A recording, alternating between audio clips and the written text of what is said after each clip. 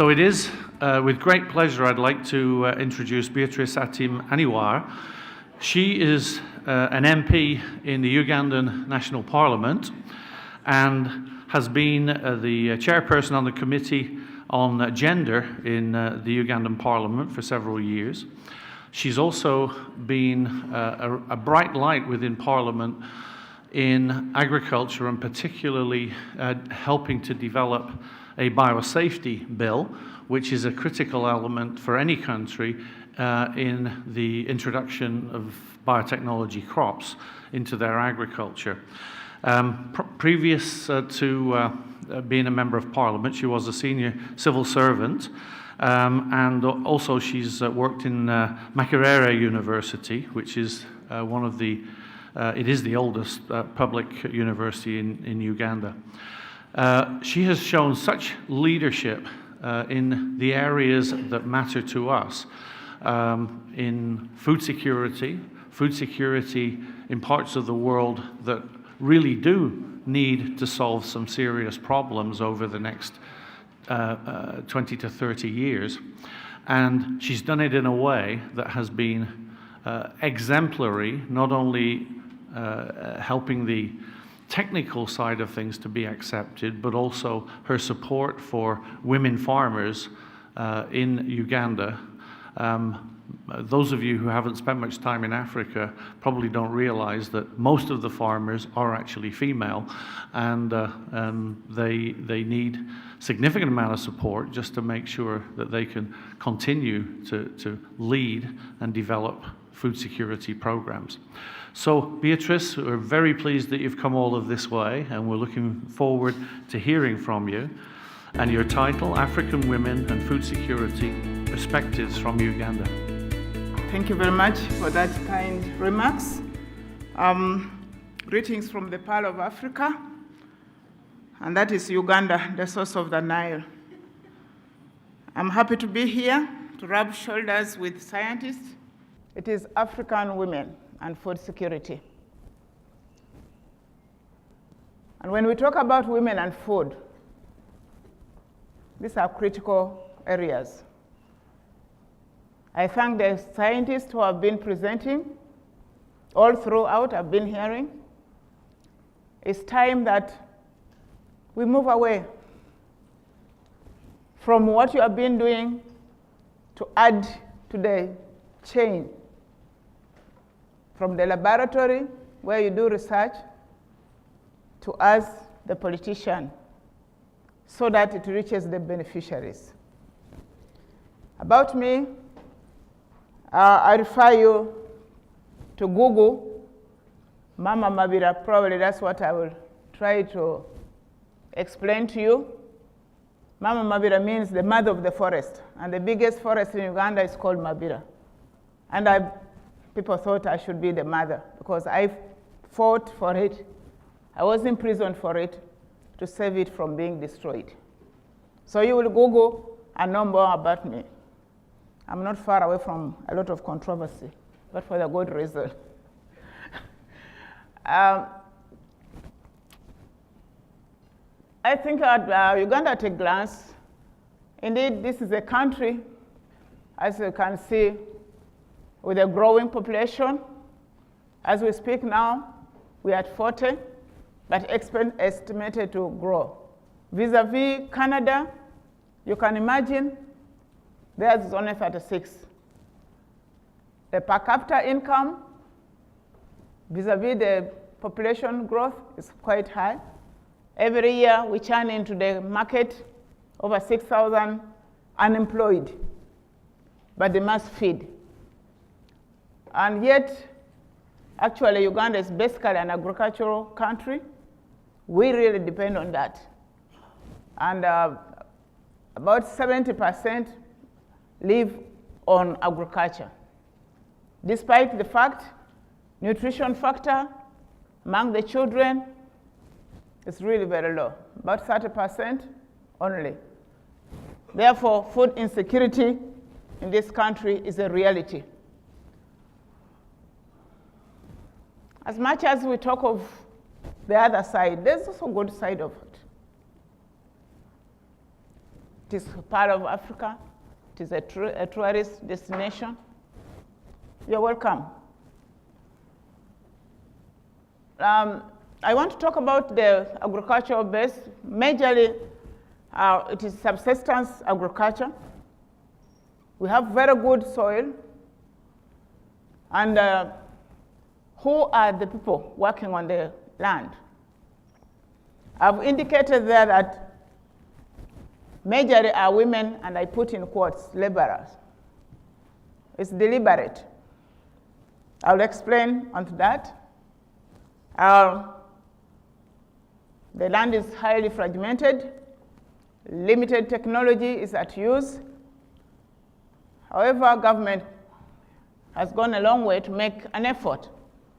We can't see a growing population with food insecurity. Every year we have a part of Uganda, people are dying because there's no food. So as a country, as a government, we have sat down and said this must change. Government has put in a lot of interventions. We have improved seeds distributed to farmers. We have already efforts being done to improve mechanization of agriculture. Predominantly, it was our traditional use of hoes. Now, so many of them are going to use ox plows. Tractors are now being implemented, used. And the budget we have put in place, even the recent 2 weeks ago, we passed a budget. Government wants irrigation to be a big factor. Irrigation production, water production for production. This will go a long way to improve on the productivity. And government has also tried to put in place a factory, fertilizer. I had presenters giving another alternative. But as per now, farmers need that fertilizer to improve on the productivity. We look forward having it to help our farmers if we have cheap fertilizers produced within the country. We also have some scientists, actually a doctor from West Africa, Benin, is trying to implement in the country a project, especially for the women, for the youth and the women. And he's trying to use the technology of, not of fertilizers. We look towards having a mixed grill to that and go forward. As you can look up there, subsistence. This one I will have also a slide to explain about it. It's about how post-harvest of the product, how it is managed. On the other side, the subsistence farming we have been talking about, you can see the lady down there, and millet underground. It cannot improve. And this is the situation, reality on earth, on the ground. There's, however, a lot of hope that with the massive sensitization, change of mindset, budgeting, which we have put in place to improve from subsistence agriculture to commercial agriculture. There are already farmers out there trying to implement this. As you can see, this is the ordinary subsistence farming, but opposite it, that is how it is going. This is the way we think we shall progress as a country. The effect of climate change cannot be underrated. As much as our country, our land was naturally cultivated and it was productive, with the effect of climate change, things are changing, and we are not taking it for granted. As a country, we have participated in all these programs to ensure that we reduce the emissions. We need the smart agriculture, climatic smart agriculture, and indeed, the economic growth has reduced because all these efforts are put in place.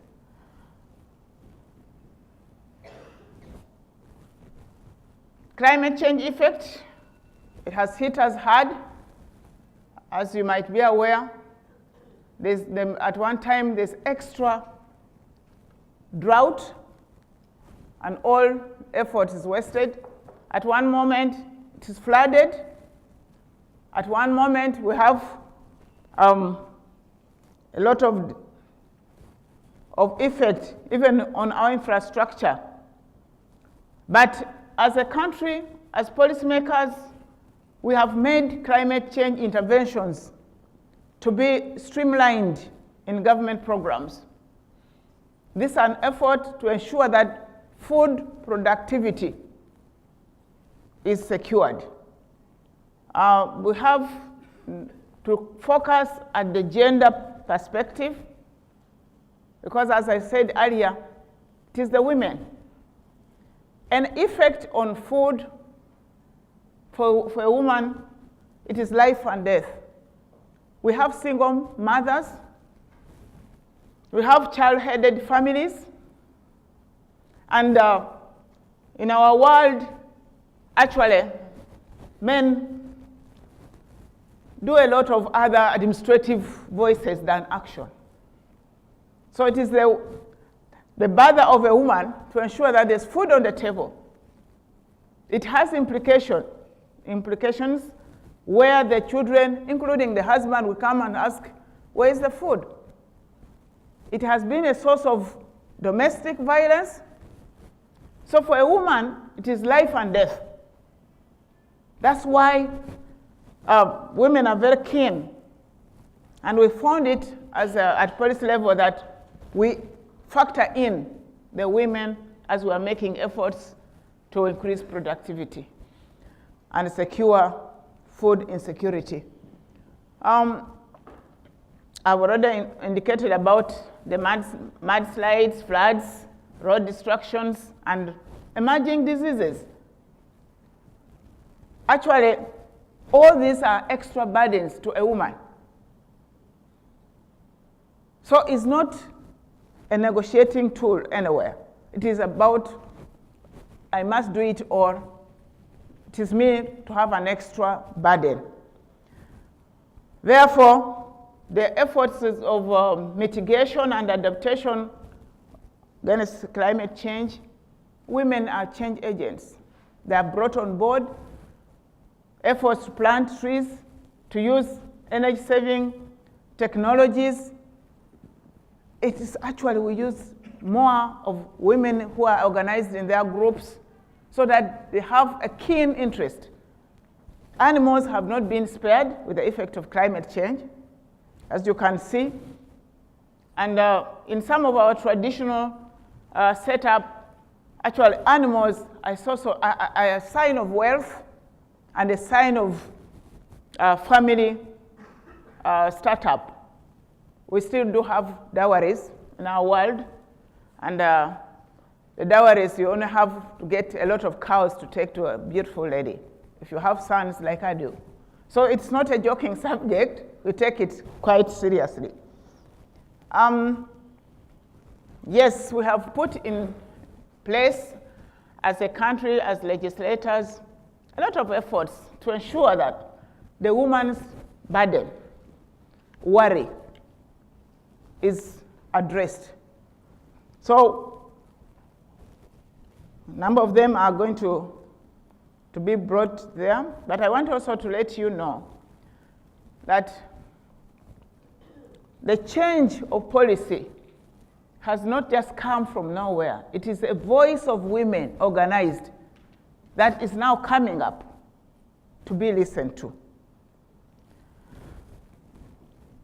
Well, government planning, budgeting, we have, as a country, we have to demand for a certificate of gender compliance for any budget of any sector to be approved. We have set it. So they cannot be ignored, and this is one of a national intervention by the government That we imagine when you want to pass a budget, you must indicate in your sector how are you mainstreaming the gender issues, the climate change. How are you addressing it? Part of your budget in your sector, in education, in water, in minerals. Where are you factoring women? These are realities on the ground. As scientists, you do your work. We intend to put on board the very beneficiaries we need. We have also created a whole department of climate change in the ministry. And this one, you know, climate change, many people don't understand it in many countries. And now they do a lot of work to sensitize Ugandans how to mitigate the effect of climate change, so that what you saw earlier, loss of productivity from agriculture, is reduced. We have also taken on carbon trading. Many farmers are planting trees to reduce emissions. Deforestation is now a policy. You are found cutting trees, you should be arrested. But that one cannot prevent some people who think they can be smarter, but they are arrested.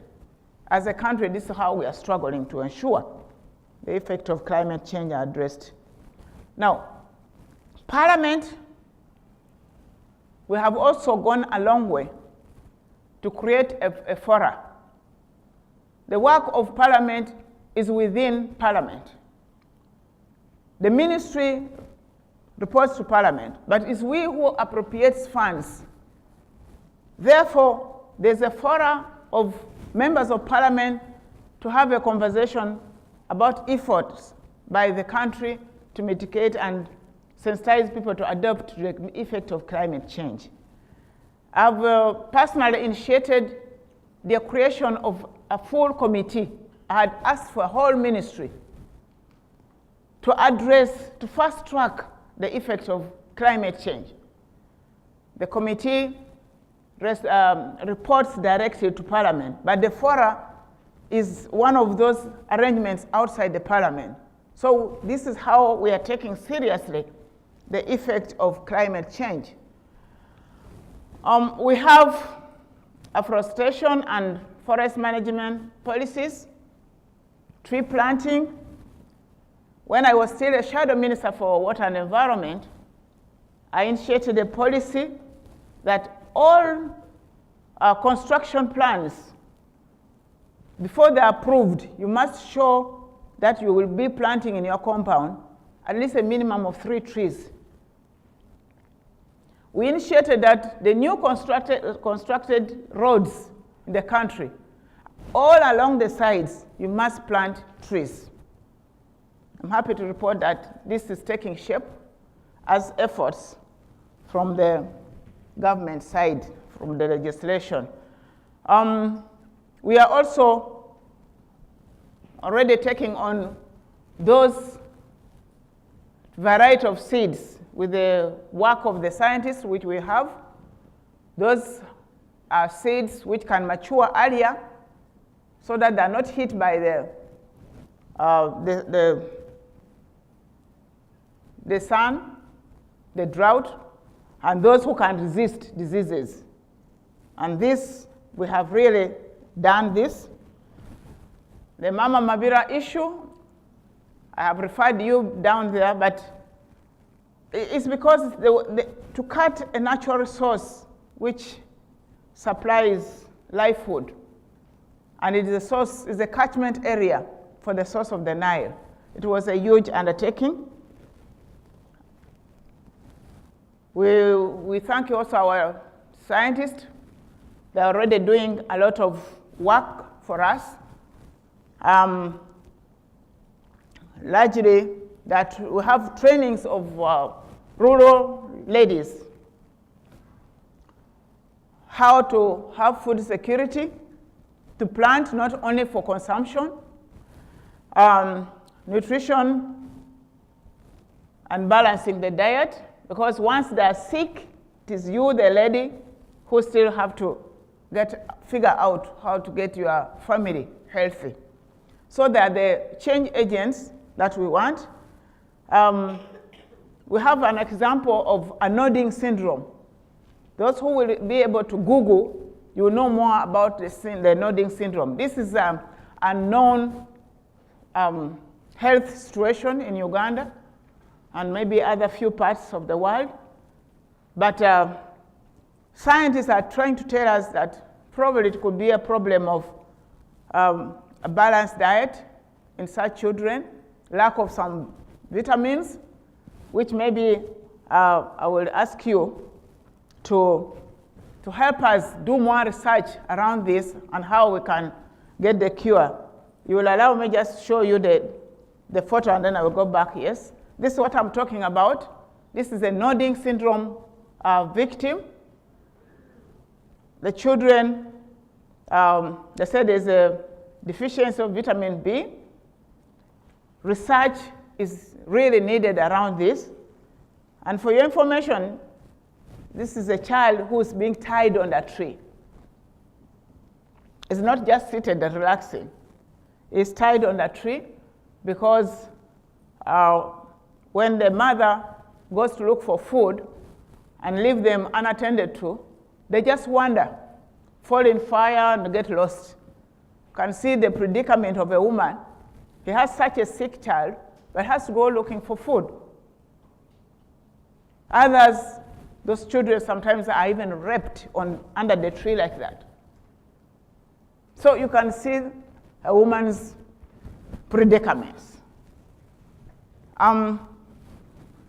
We think that these products which are being developed in our country by the scientists, we have potatoes. Those ones are already there.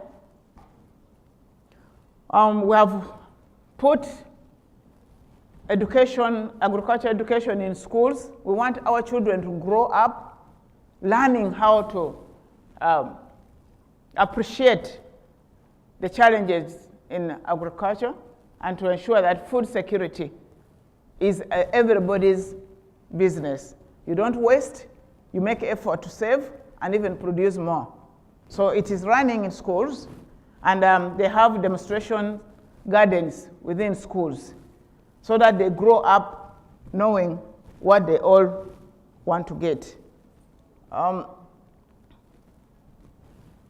Biotechnology. I'm happy to be a champion of biotechnology in my country.